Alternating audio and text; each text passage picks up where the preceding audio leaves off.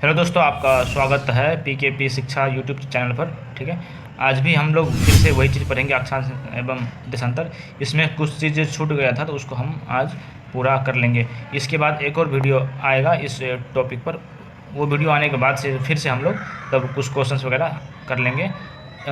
मोटा मोटी इसके बाद से 2 या 3 वीडियो और आएगा, फिर ये हमारा चैप्टर पूरा कंप्लीट हो जाएगा और साथ में बहुत सारा क्वेश्चन भी कर लेंगे हम लोग। ठीक है, तो चलिए आज का वीडियो शुरू करते हैं। ठीक है, तो दोस्तों हमने जो पढ़ा था उसको हम लोग एक बार फिर से रिवाइज कर लेते हैं। तो हमने पढ़ा था इससे पहले कि अक्ष क्या होता है। ठीक, इसके बारे में हमने पढ़ा था। इसके बाद हमने पढ़ा कि पृथ्वी में जो रेखाएं होती है, अक्षांश, वो पृथ्वी के उत्तर पूर्व से पश्चिम की ओर वैसे गोल गोल चक्कर लगाती है। ये पूर्ण वृत्त होता है। ठीक, पूर्ण वृत्त होता है। और जो सबसे बड़ा अक्षांश होता है उसको हम लोग क्या बोलते हैं? विषुवत वृत्त बोलते हैं। इसी को इंग्लिश में हम लोग इक्वेटर बोलते हैं। ठीक है, इक्वेटर को हम लोग 0 डिग्री बोलते हैं। इसके ऊपर जाएंगे तो उत्तर होगा, इसके नीचे जाएंगे तो दक्षिण होगा। ठीक, ये हम लोगों ने पढ़ रखा है इससे पहले। ठीक है, चलिए आगे बढ़ते हैं दोस्तों। इसके बाद हमने जो पिछला वीडियो है उसमें हमने देखा है इसके बारे में। इसमें जो आपको ये जो इतना आपको ये दिख रहा है, ये इसमें ये उत्तरीय शीत कटिबंध, फिर उत्तर ध्रुव वृत्त, उसके बाद उत्तरी शीतोष्ण कटिबंध कर्क रेखा, उष्ण कटिबंध विषुवत वृत्त, ये सारे जो बातें लिखी गई इसमें हमने इसके बारे में चर्चा किया है इससे पिछले वाले वीडियो में। यहाँ पर जैसे कि ये देखिए, ये वाला जो इलाका है आपको, ये इसमें हम लोग अभी चर्चा कर लेते हैं थोड़ा बहुत। ये जो उष्ण कटिबंधीय इलाका है इसको हम लोग उष्ण कटिबंधीय क्यों बोलते हैं? इंग्लिश में इसको हम लोग टेम्परेट जोन बोलते हैं। हमारे पास ये जो 5 अक्षांश है, 66.5 डिग्री दक्षिण, 23.5 डिग्री दक्षिण, 0 डिग्री, 23.5 डिग्री उत्तर, 66.5 डिग्री उत्तर, ये जो 5 अक्षांश है इसको मैंने कहा था कि याद कर लीजिए पूरे। इसको याद करना बहुत ज़रूरी है क्योंकि ये बहुत सारे एग्जाम में पूछते भी है। ठीक है, इसके बाद ये जो 66.5 डिग्री उत्तर है इसको हम लोग क्या बोलते हैं? इसको बोलते हैं हम लोग उत्तर ध्रुव वृत्त बोलते हैं। ठीक है, 23.5 डिग्री उत्तर है, इस अक्षांश को हम लोग क्या बोलते हैं? कर्क रेखा बोलते हैं। 0 डिग्री अक्षांश को क्या बोलते हैं? विषुवत वृत्त या फिर विषुवत रेखा बोलते हैं। ये जो 23.5 डिग्री साउथ में है इसको हम लोग क्या बोलते हैं? मकर रेखा बोलते हैं। और 66.5 डिग्री साउथ में इसको हम लोग क्या बोलते हैं? दक्षिण ध्रुव वृत्त बोलते हैं। ठीक है, और यहाँ पर देखिए ये 2 जो अक्षांश है, इस दोनों के बीच का जो इलाका है, ये पूरे एरिया को हम लोग क्या बोलते हैं? उष्ण कटिबंध बोलते हैं। ठीक है, ये जो पूरे इलाका है इसको हम लोग क्या बोलते हैं? शीतोष्ण उत्तरी शीतोष्ण कटिबंध बोलते हैं ये पूरे एरिया को। ठीक है, वैसे ही दक्षिण में आएंगे तो ये जो पूरी एरिया है इसको हम लोग बोलते हैं सेम दक्षिणी शीतोष्ण कटिबंध बोलते हैं। इंग्लिश में टेम्परेट जोन, ये हो गया नॉर्थ टेम्परेट जोन, ये साउथ टेम्परेट जोन हो गया। और जो सबसे उत्तर में है ध्रुव के आसपास उसको हम लोग बोलते हैं उत्तरी शीत कटिबंध, और जो दक्षिण में उसको हम बोलते हैं दक्षिणी शीत कटिबंध। ठीक है, ये दोस्तों इतना चीज़ आप लोगों को क्लियर हो गया होगा। अब हम लोग बढ़ते हैं थोड़ा सा।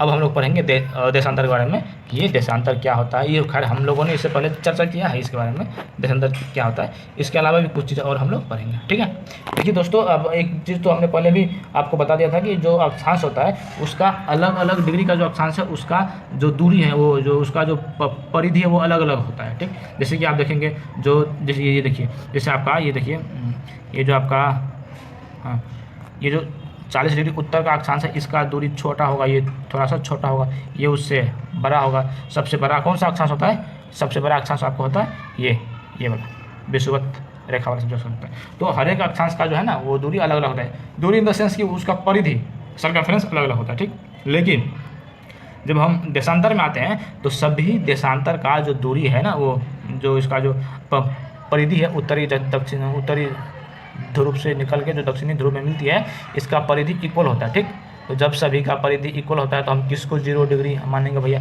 जैसे जब हम अक्षांश का बात करते हैं तो हम 0 डिग्री उसको मानते हैं जो सबसे बड़ा होता है। जैसे ये देखिए, इसमें हमने 0 डिग्री इसको माना है क्योंकि ये सबसे बड़ा है। लेकिन वहीं पर जब हम देशांतर में आते हैं तो देशांतर में हम किसको 0 डिग्री मानेंगे? इसमें सारा इक्वल है, सभी का जो परिधि है वो क्या है? इक्वल है। ये अर्धवृत्त शेप में होता है, सभी का इक्वल है। तो हम 0 डिग्री किसको मानेंगे? तो यहीं पर वो मैंने आपको कहा था कि ब्रिटेन में एक वेधशाला है, उस वेधशाला में एक जगह है ग्रीनिच, जिस जगह से गुजरने वाली लाइन को हम लोग क्या बोलते हैं? 0 डिग्री देशांतर बोलते हैं। ठीक है, इसी के बारे में यहाँ पर चर्चा किया गया है, आप देख लीजिए, है ना। जिसको हम लोग क्या बोलते हैं? 0 डिग्री देशांतर बोलते हैं। उसी को हम बोलते हैं प्राइम मेरिडियन। प्राइम मेरिडियन का हिंदी में होता है प्रमुख म्याम्योत्तर, जैसे यहाँ पर लिखा है ना प्रमुख म्याम्योत्तर, ये प्राइम मेरिडियन की हिंदी में ये बोलते हैं। ठीक है, इसलिए इतना हो गया क्लियर। अब देखिए मैंने आपको एक चीज़ बताया था पिछले वीडियो में भी कि जब हम उत्तरी ध्रुव का बात करेंगे इसका, तो हर एक डिग्री में एक देशांतर निकला हुआ होता है, हर एक डिग्री में एक। तो टोटल नंबर ऑफ देशांतर कितना होगा? 100 देखिए यहाँ पर 360 डिग्री का कोण होता है, तो हर एक डिग्री में जब एक है जिसका मतलब टोटल नंबर ऑफ देशांतर कितना हो जाएगा? 360, है ना। हर एक डिग्री में एक निकला हुआ है और 360 डिग्री का कोण बनता है, तो 360 होगा ना। क्लियर? चलिए ठीक है। अब देखिए यहाँ पर होता क्या है, ये हो गया आपका, ये जो है ये वाला, ये हो गया आपका 0 डिग्री देशांतर जो यहाँ से निकलती है, ये हो गया आपका 0 डिग्री। ठीक है, यहाँ से आप 1 डिग्री इधर जाएंगे तो 1 डिग्री ईस्ट होगा, फिर 2 डिग्री ईस्ट होगा, ऐसे सब जाते जाएंगे। तो जब आप उस तरफ जाएंगे उस तरफ, तो वो हो जाएगा आपका 180 डिग्री ईस्ट। ठीक है, इधर से जब आप इधर की ओर बढ़ते जाएंगे तो 1 degree east, 2 degree east, 3 degree east, 4 degree east, 60 degree east, 70 degree east, 80 degree east. ठीक है, 90, 110, 120 डिग्री ईस्ट। लेकिन जब आप उधर जाएंगे उस तरफ ना, तो वो हो जाएगा आपका 180 डिग्री ईस्ट हो जाएगा, इधर से जाएंगे तो। लेकिन जब आप इधर से जाएंगे तो यहाँ हो जाएगा 1 degree west, 2 degree west, 3 degree west, 40 degree west, 50 degree west.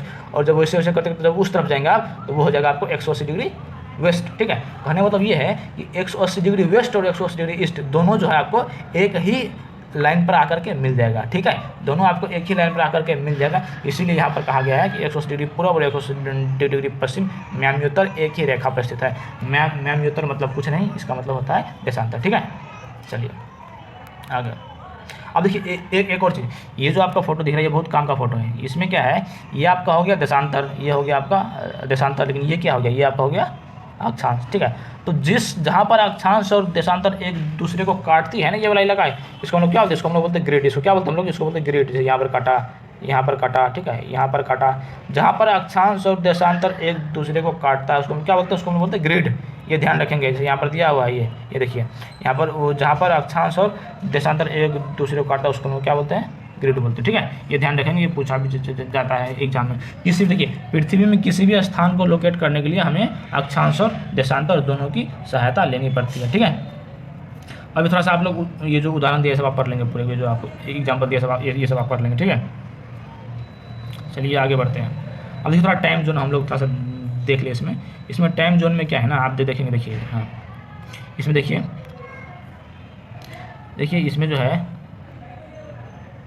ये देखिए, ये जो लाइन है, ये लाइन, ये आपका क्या हो गया, ये लाइन, ये आपका हो गया, ये हो गया आपका 0 डिग्री मेरिडियन। ठीक है, ये आपका हो गया 0 डिग्री मेरिडियन। इसको बोलते हैं हम लोग ग्रीनिच। यहाँ पर लिखा है ना, ग्रीनिच यहाँ पर लिखा हुआ है पहले से, ग्रीनिच। ठीक है, तो यहाँ पर ये जो आया है इसको हम लोग क्या बोलेंगे, 0 डिग्री देशांतर बोलेंगे। अब यहाँ से जो इधर की ओर जो भी है, इधर की ओर जो भी है उसको हम लोग बोलेंगे ईस्ट, यह ईस्ट में। ठीक है, या फिर हिंदी में बोलेंगे पूर्व। ठीक है, ऐसा लिखने में दिक्कत आ रही है, सॉरी।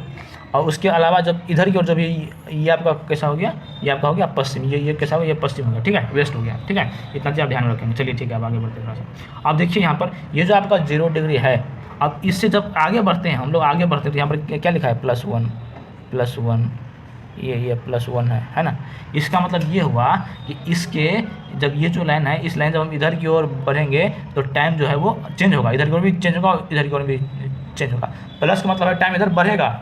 ठीक है, तो जब हम देखिए, जब हम ये जो अक्षांश, ये जो देशांतर था, ये 0 डिग्री वाला, इसके जब हम 1 डिग्री आगे बढ़ते हैं, यहाँ पर बढ़ते हैं, तो इस लाइन पे आने वाले जितने भी देश हैं, सभी देश के टाइम में 1 घंटा का ज़्यादा होगा, इजाफा होगा। ठीक है, इसके बाद ये वाले लाइन में आने वाले जो भी देश है, इस लाइन में जो भी देश आ रही है, सभी के टाइम में 2 घंटा +2 लिखा है ना, सभी के में 2 घंटा का इजाफा होगा। ठीक है, इसके बाद देखिए यहाँ पर जो आएगा उसमें 3 घंटा का इजाफा होगा, ज़्यादा होगा। यहाँ पर जो है उसमें 4 कितना लिखा है, 4 घंटा का इजाफा होगा। ठीक है, ऐसा ही जब अपने यहाँ आएंगे भारत के पास, यहाँ पर कितना होगा, 5.5 घंटा। यहाँ पर लिखा है 5.5 घंटा।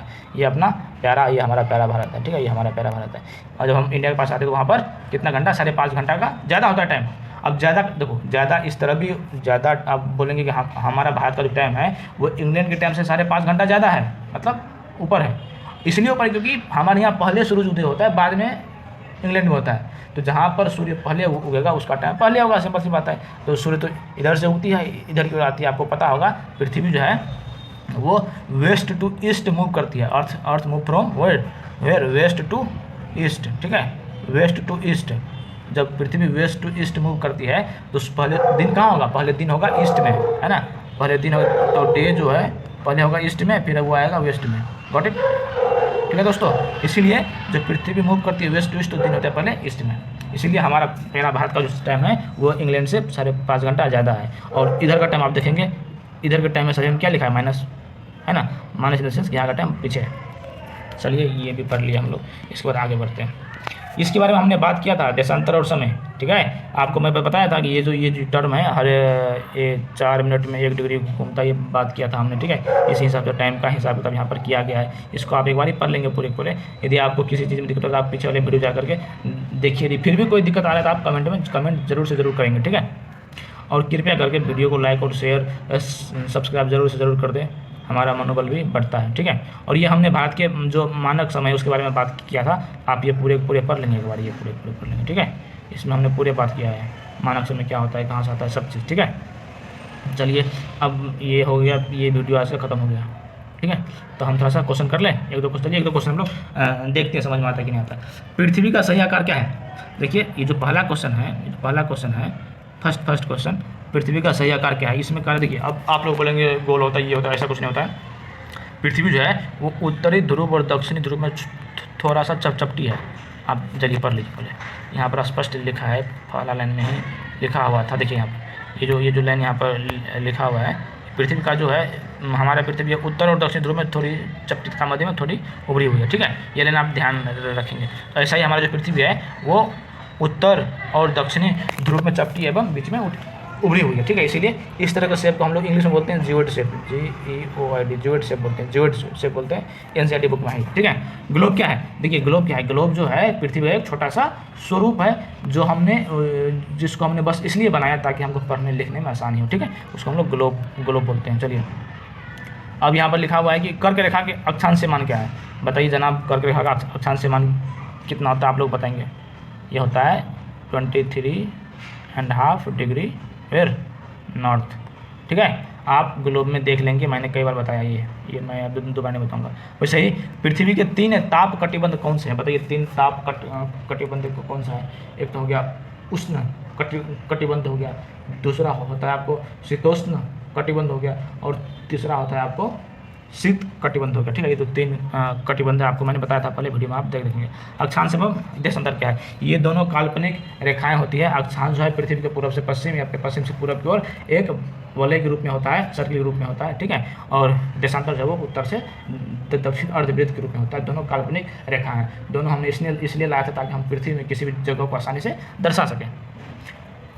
उष्मा की सबसे अधिक मात्रा उष्ण कटिबंध क्यों प्राप्त करते हैं? आप देखिए उष्ण कटिबंध इसलिए प्राप्त करते हैं, मैंने पिछले वीडियो में बताया भी था, ये इसलिए प्राप्त करते हैं क्योंकि वहाँ पर सूर्य की रोशनी सबसे ज़्यादा आती है, सिंपल सी बात, क्योंकि वो उठा हुआ भाग है तो वहाँ पर सूर्य की रोशनी सबसे ज़्यादा आएगी। आप देख लेंगे, पिछले वीडियो मैंने बताया सब चीज़। जब भारत में शाम के 5:30 बजते हैं तब लंदन में दोपहर के 12 क्यों बजते थे? ये तो क्वेश्चन मैंने खुद ही कराया है आपको बराबर, पिछले वीडियो में आपको मिल जाएगा, शायद से दूसरी वीडियो में। चलिए थोड़ा सा ऑब्जेक्टिव क्वेश्चन करते हैं, आप लोग फटाफट बोलेंगे। प्रमुख म्याम्योत्तर का मान क्या है? यहाँ पर म्याम्योत्तर मतलब देशांतर है, ठीक है। तो जो प्राइम मेरिडियन है, जो प्राइम देशांतर, उसका मान क्या है? उसका मान कितना डिग्री आपको बताया था मैंने? 0 डिग्री, ठीक है। शीत कटिबंध किसके नज़दीक पाई जाती है? तो जो शीत कटिबंध है वो पाई जाती है, आपको पता है, शीत मतलब ठंडा, मतलब सबसे ऊपर ध्रुव नॉर्थ और साउथ पोल ध्रुव। देशांतरों की कुल संख्या कितनी है? मैंने चिल्ला के बताया था आपको कि प्रत्येक 1 डिग्री में 1 देशांतर होता है। तो देशांतर की कुल संख्या कितनी होगी? बताओ भाई, जल्दी बताओ, नहीं तो पाप लगेगा। 360 होगी, ठीक है। दूसरी बात, दक्षिणी ध्रुव वृत्त स्थिति है। अब बताओ दक्षिणी ध्रुव जो है वो कहाँ पर होगा? मैंने आपको बताया था दक्षिणी ध्रुव दक्षिणी गोलार्ध में होगा। कहाँ पर होगा? दक्षिणी गोलार्ध में होगा, ठीक है भैया। आप चलिए, ग्रिड किसका जाल है? वाह क्या बात है, जाल किसका जाल है? ग्रिड बताओ, आप फटाफट बताओ।